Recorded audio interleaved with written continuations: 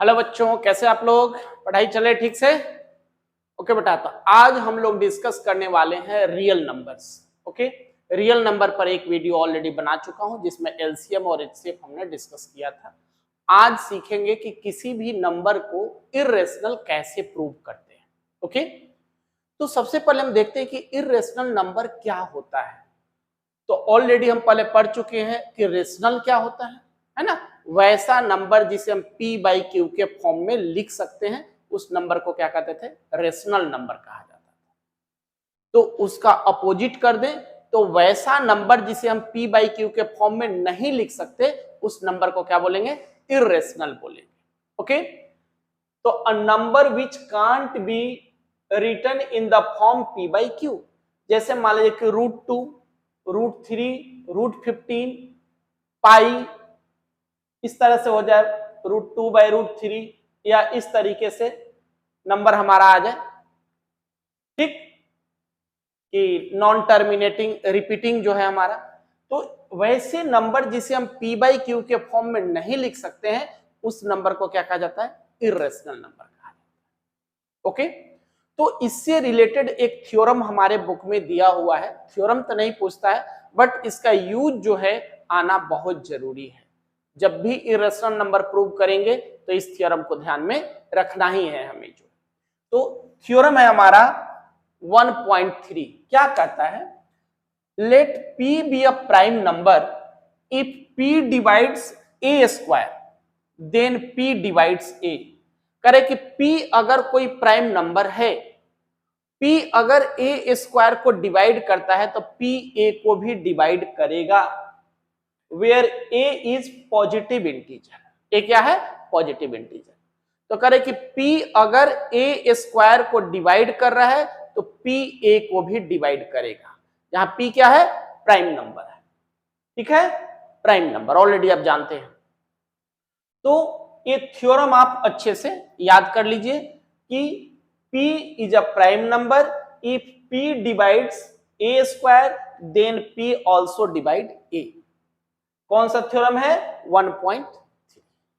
Okay, चलिए अब देखते हैं कि किस तरीके से क्वेश्चन हमारे एग्जाम में आएंगे और कैसे उसे इर्रेशनल प्रूव करना है। ओके, एक्सरसाइज 1.2 देखिए क्या कर रहा है। First question, prove that √5 is an irrational number. Okay, √5 को इर्रेशनल नंबर हमें प्रूव करना है। कैसे करेंगे? तो बेटा क्या करना है कि जिस मेथड को हम फॉलो कर रहे हैं प्रूव करने के लिए, उसको बोलते हैं कॉन्ट्राडिक्शन मेथड। कॉन्ट्राडिक्शन मेथड का मतलब होता है कि हम कॉन्ट्राडिक्ट कराते हैं। हम पहले मान लेते हैं कि ये जो दिया हुआ नंबर है वो रेशनल है, और फिर हम अपने बात को ही गलत साबित करते हैं कि नहीं, हमारा बात जो था वो गलत है, तो वो इर्रेशनल नंबर प्रूव हो जाता है। ओके, तो कॉन्ट्राडिक्शन मेथड, कॉन्ट्राडिक्ट करके यहां प्रूव करना हम लोग सीखेंगे। यही हमारे बुक में दिया हुआ है कि कैसे प्रूव करना है। तो जिस मेथड को फॉलो कर रहे हैं that is known as the contradiction method. Okay, तो देखिए क्या कर रहे हैं कि √5 इज एन इरेशनल नंबर, तो हम ले लेते हैं let √5 is a rational number. Okay, √5 हमारा रेशनल नंबर है। तो क्या हो गया? जब √5 रेशनल नंबर है, ऑलरेडी हम जानते हैं कि रेशनल नंबर को कैसे लिखते हैं? a बाई बी के फॉर्म में लिखते हैं। तो √5 इक्वल टू क्या हो जाएगा? a by b, where a and b are को प्राइम।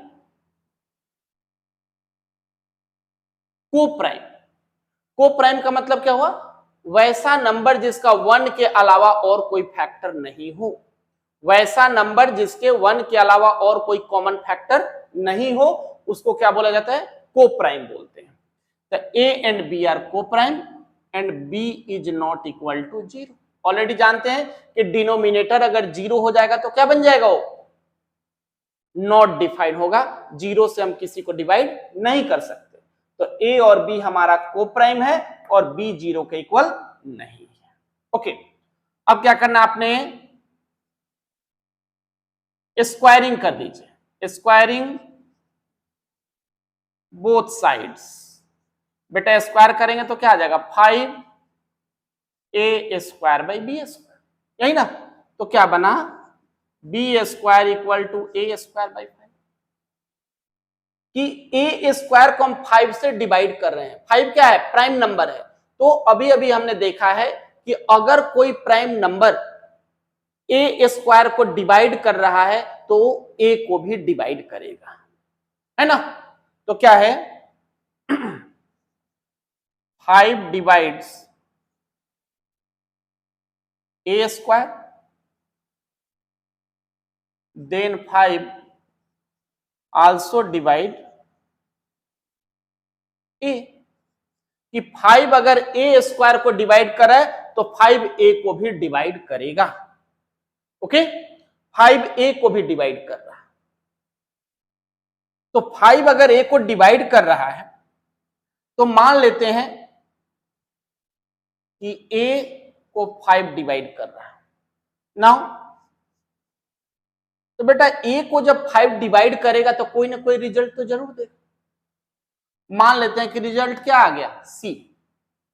रिजल्ट हमारे पास क्या दिया, सी। ए को अगर हमने 5 से डिवाइड कर दिया तो रिजल्ट क्या दे दिया, सी। तो क्या हो जाएगा, ए इक्वल टू 5c, है ना। ए का वैल्यू क्या आ गया, 5c। फिर से स्क्वायरिंग कर दीजिए, स्क्वायरिंग बोथ साइड्स। स्क्वायरिंग कर देंगे तो क्या आ जाएगा, a square equal to 25c। Okay, अब यहां से देखिए, अगर हम लोग यहां से ए स्क्वायर का वैल्यू निकालेंगे तो ए स्क्वायर का वैल्यू क्या आ जाएगा, 5b स्क्वायर आएगा। ध्यान से देखिए, तो ए स्क्वायर की जगह पे हम लिख सकते हैं 5b square equal to 25c square. यहां दे देते हैं from first,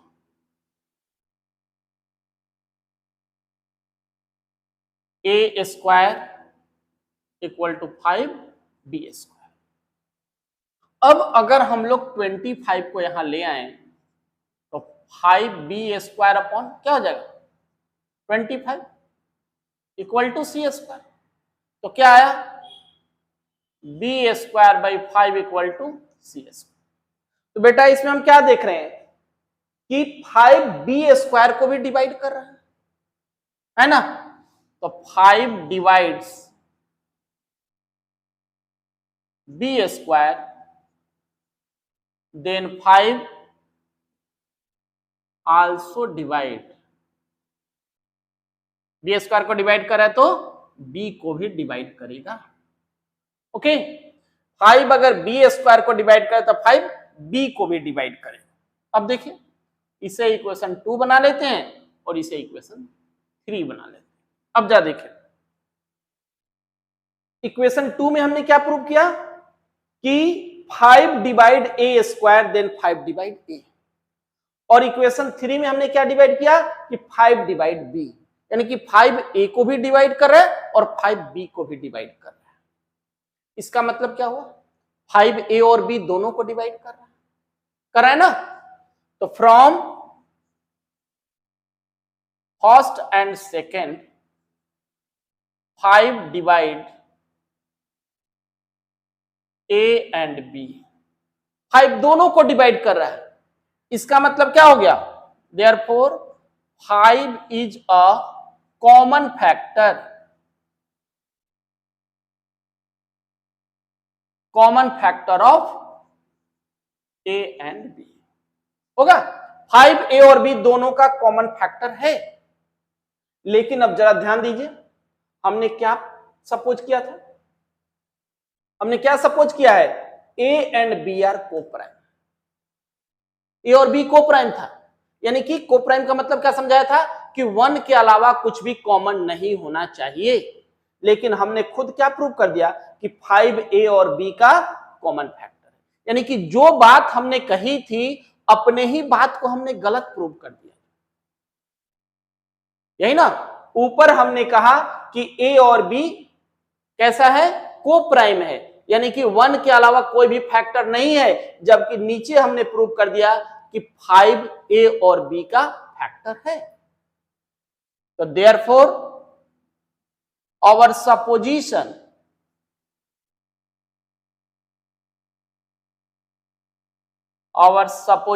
that root 5 our supposition that A and B are co-prime is wrong। ये गलत हो गया। तो हमने अपने ही बात को कॉन्ट्राडिक्ट किया, तो क्या सिखाया था कि इसका मतलब है कि हमारा सपोजिशन क्या हो गया, गलत हो गया। Therefore root 5 is an irrational number.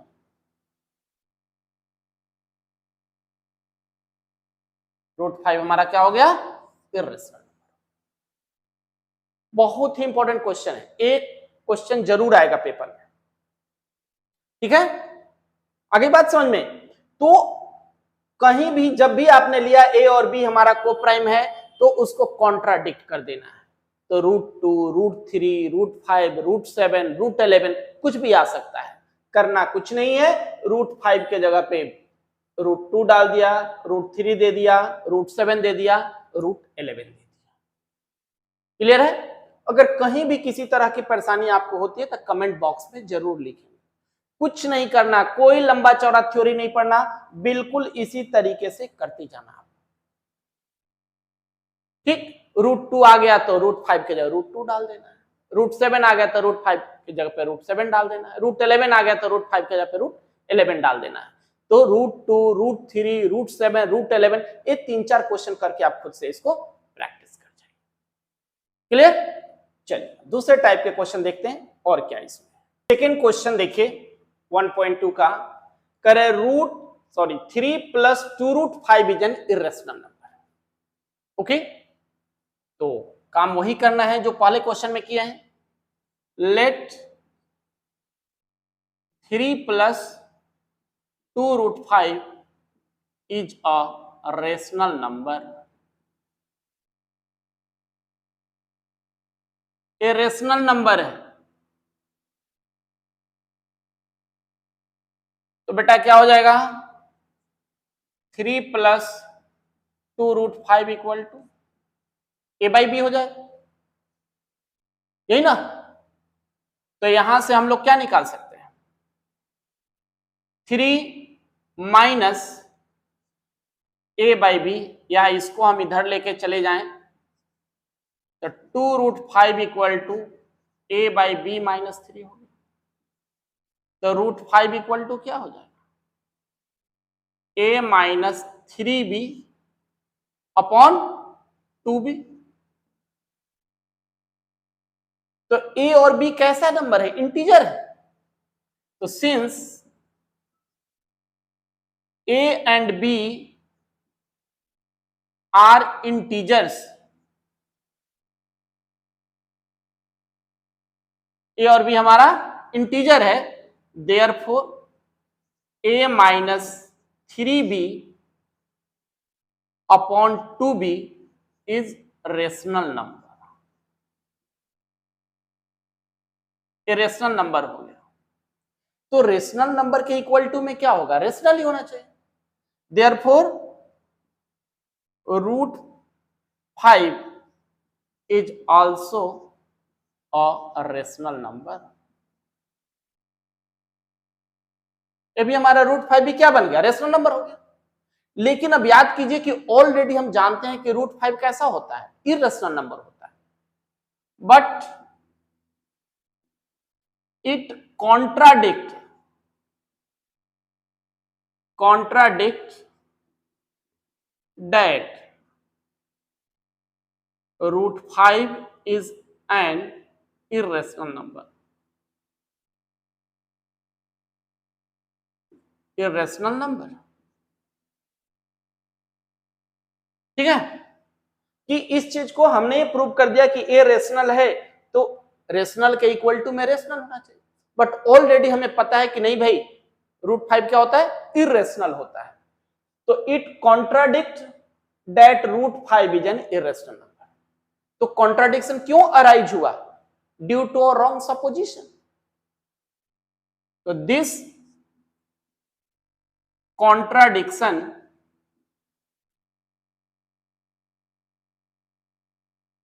arise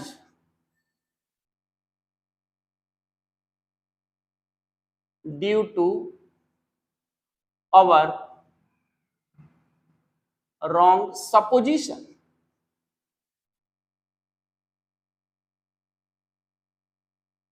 ठीक है, हमने गलत सपोज कर लिया था, हेंस क्या हो गया, 3 + 2√5 is an irrational number.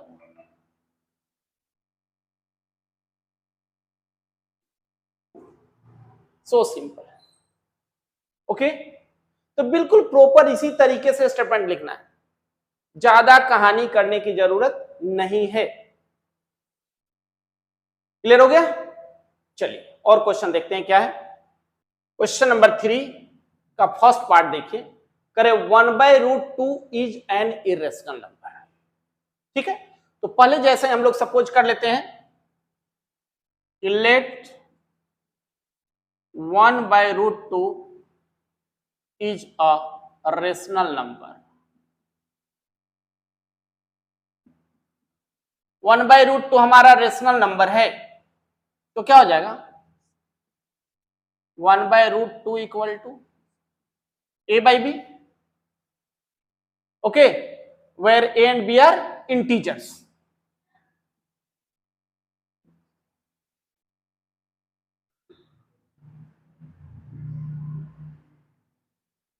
a और b हमारे इंटीजर्स है। ओके, तो बेटा हम लोग इसे लिख सकते हैं, क्रॉस मल्टीप्लाई कर दें तो b/a क्या हो जाएगा, √2।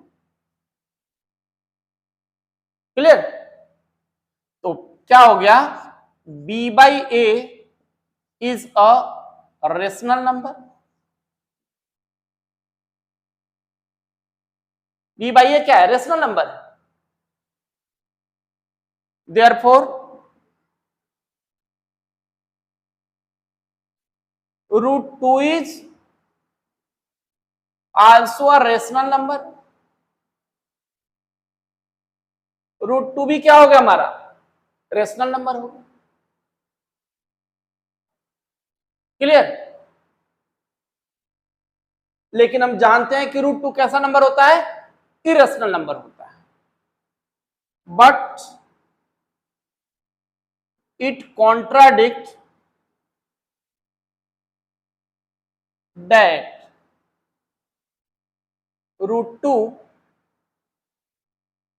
is an irrational number।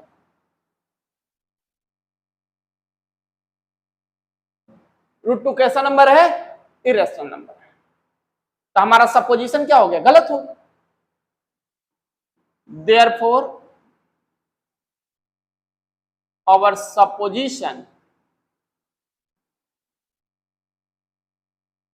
is wrong, hence 1/√2 is an irrational number।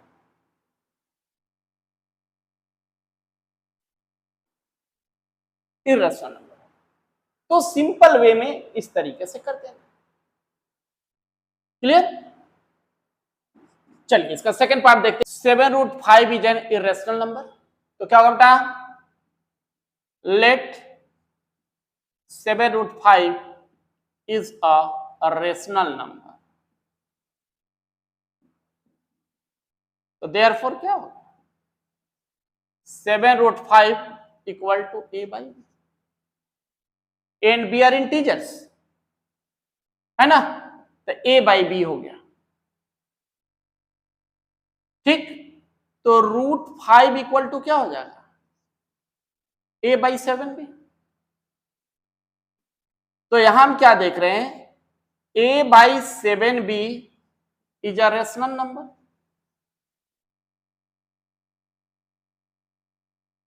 Rational number है, तो therefore √5 is also a rational number. ये भी हमारा क्या हो गया, रेशनल नंबर हो गया। √5 हमारा रेशनल नंबर हो गया, but it contradict that √5 is an irrational number।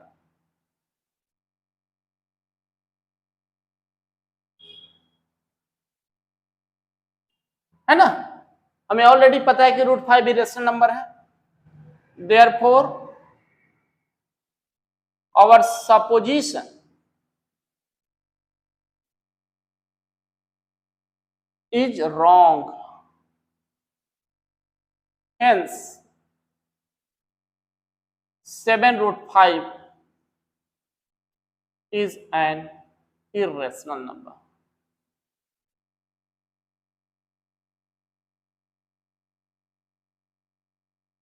(7√5) कैसा नंबर हो जाएगा, irrational number.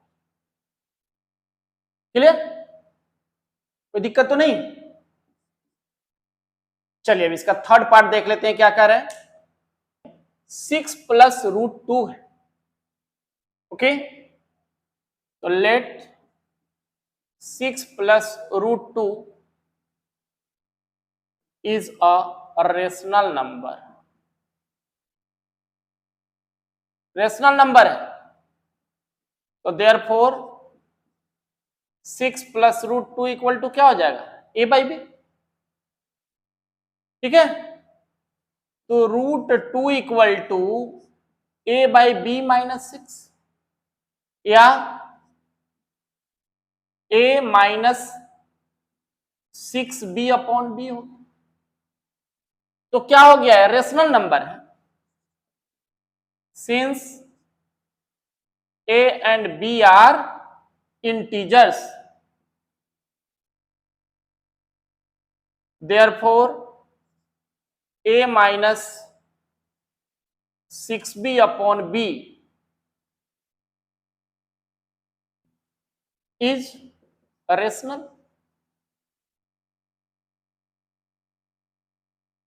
is a rational number, hence therefore √2 is also a rational number। हो जाएगा, √2 हमारा क्या हो जाएगा, रेशनल हो जाएगा, क्योंकि रेशनल के इक्वल टू में रेशनल हो जाएगा। But it contradict that √2 is an irrational number।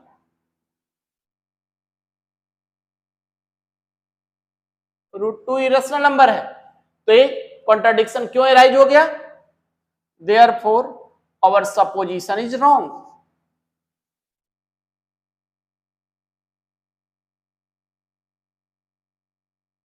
Our supposition is wrong, hence क्या हो जाएगा, 6 + √2 is an irrational number।